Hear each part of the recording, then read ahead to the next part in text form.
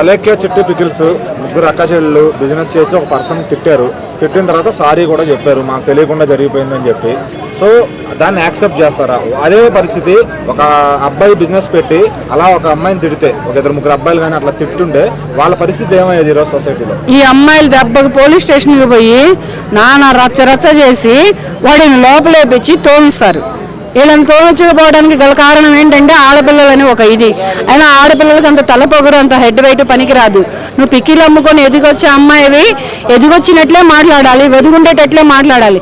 అంతేగాని నీ ఇష్టం వచ్చినట్టు నువ్వు మాట్లాడి తర్వాత సారీలు అట్లెందుకు మాటలు ఎన్ని బంగారపు లారీలు పంపించినా కుదరదు. అదంతా మెంటల్ అంటావా? మెంటల్ హాస్పిటల్ వెళ్ళు, ఎర్రగడ్డ నుంచి మెంటల్ హాస్పిటల్ వ్యాన్ వస్తుంది, ఎక్కి వెళ్ళి ముగ్గురు అక్క చెల్లెళ్ళు కలిపి ట్రీట్మెంట్ తీసుకోండి. తర్వాత ఏదైనా బ్రతకడానికి అవకాశం ఉంటే బ్రతకండి, లేకపోతే అడుగుతానండి మీరు కూడా.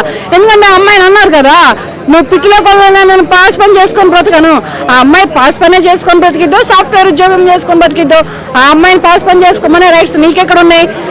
నువ్వు పిక్కిలో కొన్నాడు నీ గర్ల్ ఫ్రెండ్కి గోల్డ్ ఏం కొంటావు, బంగాళాలు ఏం కొంటావు అనే రైట్స్ నీకెక్కడ ఉన్నాయి? నీకున్నాయి ఆ బంగాళాలు? నీకుందా గోల్డ్? నీకున్నాయా బ్యాంక్ బ్యాలెన్స్లు? నువ్వు చేస్తున్నావా పాస్ పని?